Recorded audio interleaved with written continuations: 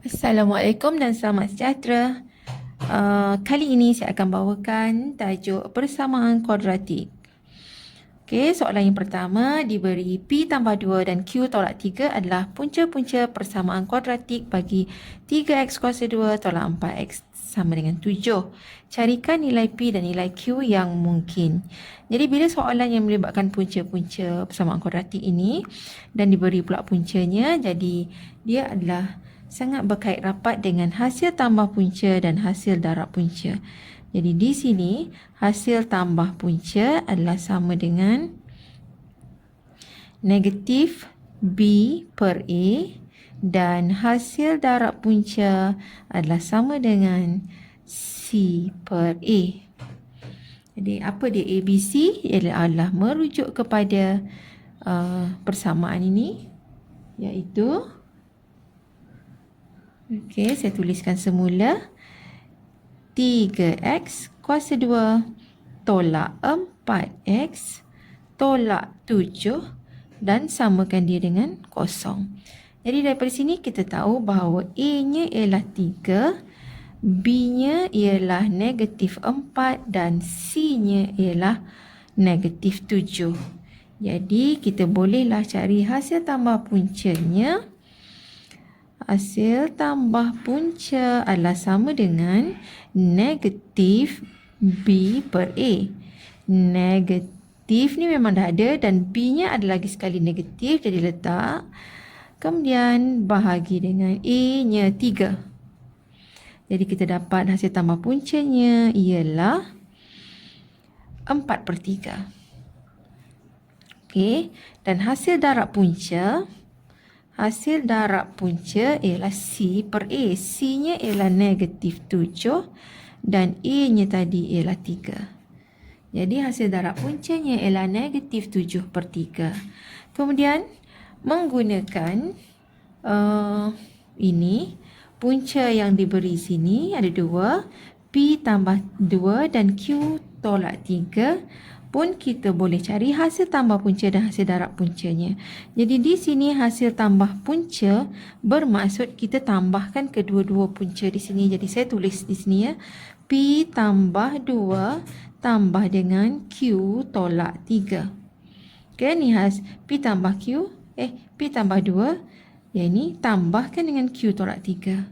Jadi kita samakan dia dengan 4/3. Yang hasil darab punca pula kita darabkan dia dengan ni. Jadi bermaksud P tambah 2 darab dengan Q tolak 3 dan samakan dia dengan negatif 7/3. Okey, kemudian kita selesaikannya yang ini. Jadi di sini P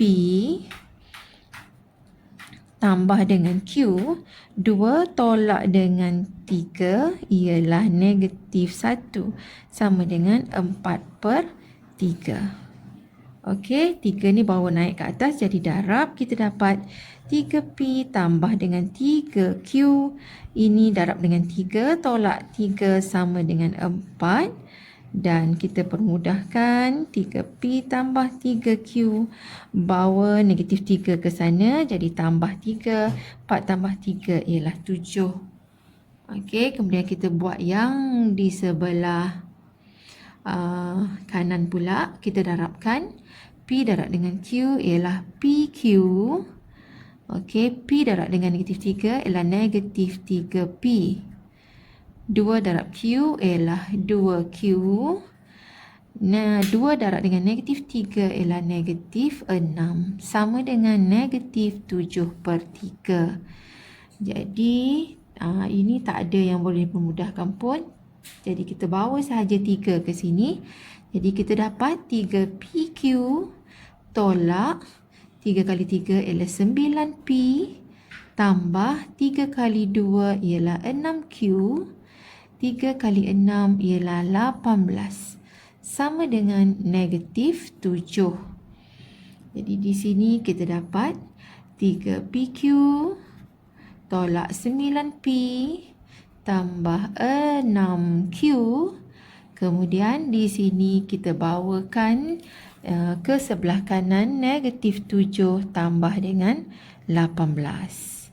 Jadi kita akan dapat dua persamaan. Yang ini menjadi persamaan yang pertama dan yang sebelah kanan menjadi persamaan yang kedua.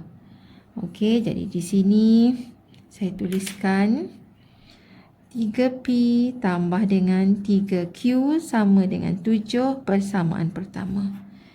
3PQ tolak 9P tambah 6Q sama dengan 18 tolak 7 ialah 11, ialah merupakan persamaan yang kedua. Jadi kita kena selesaikan persamaan serentak ini.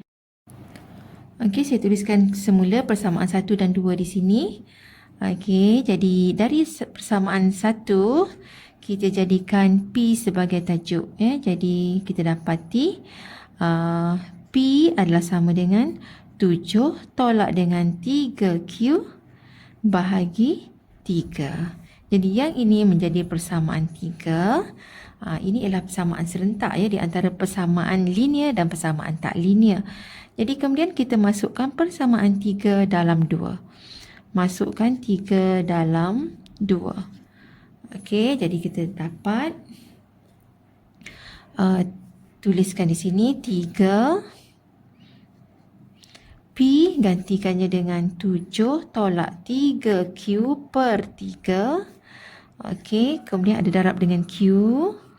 Tolak 9P. Okey, P kita gantikan silap. P kita gantikan dengan 7 tolak 3Q per 3. Kemudian tambah dengan 6Q sama dengan 11. Okay, jadi kita selesaikan yang ini. Kita dapati yang ini boleh potong. Ini pun boleh kita permudahkan 3 kali 3. Jadi kita dapat nilainya ialah, ni darab dengan Q, 7Q tolak 3Q kuasa 2. Tolak, darabkan 3 kali 7, 21. Tolak jadi tambah 9Q. Tambah 6Q sama dengan 11. Okey, kemudian kita susun semula. 3Q di hadapan. Negatif 3Q kuasa 2. Okey, kemudian ada sini 9 tambah dengan 6, 15. 15 tambah lagi dengan 7Q. Okey, jadi 9 tambah 6, 15 tambah dengan 7 ialah 22. Tambah dengan 22Q. Okey, kemudian di sini ada tolak 21, tolak lagi dengan 11. Jadi kita dapati tolak 32. Samakan dia dengan kosong. Okey, kita dapati bentuknya menjadi bentuk persamaan kuadratik. Maka kita cuba gunakan kalkulator untuk selesaikannya. Kita cari equation, tekan 1. Kemudian unknown dekat sini. Kita pergi kepada degree, ada 2. Jadi masukkan nilai A-nya negatif 3. Sama dengan masukkan B-nya 22. Sama dengan masukkan C-nya negatif 32. Sama dengan. Jadi kita dapati nilai Q-nya ialah Q sama dengan 2. Dan satu lagi ialah tukar pada pecahan. Okey. 16 per 3. Per 3. Jadi kalau kita guna kalkulator dapat bentuk macam ni, bermaksud kita boleh guna kalkulator. Kalau dapat bentuk perpuluhan, kita kena guna rumus untuk menjawab. Jadi jangan lupa untuk satu langkah ke belakang, iaitu kita perlu tunjukkan kita punya pemfaktorannya.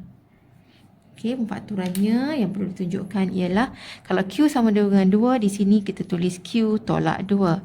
Yang ini Q sama dengan 16 per 3 ialah 3 darab dengan bawa ke sini jadi darab, maka 3Q 16 pindah sini jadi tolak 16.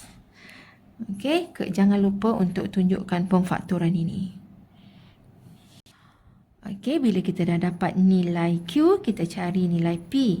masukkan dalam persamaan 3. Okey, masukkan dalam persamaan 3 iaitu P adalah sama dengan 7 tolak 3. Kalau Q-nya 2, gantikan 2 bahagi dengan 3. Jadi kita dapati ialah P sama dengan 7 tolak dengan 6 ialah 1. Jadi 1/3. Okey. Dan satu lagi ialah bila Q sama dengan 16/3, maka P sama dengan 7 tolak dengan 3Q. Jadi 3Q-nya ialah 16/3. Buatkan kurungan. Bahagi dengan 3. Okey. Jadi yang ini kita boleh permudahkan. Jadi dapat 7 tolak dengan 16 bahagi dengan 3. Dan kita dapat jawapannya ialah P sama dengan -3. Jadi bila kita dah dapat semua jawapan, kita bolehlah tulis semula. Apabila Q-nya 2, maka P-nya ialah 1/3. Dan apabila Q-nya 16/3, maka P-nya ialah -3. Okey, jadi saya dah tunjukkan bagaimana menyelesaikan persamaan kuadratik yang meminta kita mencari nilai P dan Q. Okey, jadi dia melibatkan hasil tambah punca, hasil darab punca. Lepas tu kita gantikan, masukkan pula hasil tambah punca yang ni, hasil darab punca di sini. Selesaikan sehingga kita dapat membentuk dua persamaan. Satu persamaan linear, satu persamaan tak linear, dan selesaikan persamaan serentak. Jadi di sini melibatkan dua tajuk dalam satu soalan. Okey, jadi kita dah pun dapat jawapannya, nilai P dan nilai Q. Jadi saya harap anda semua faham dan jangan lupa untuk like dan subscribe.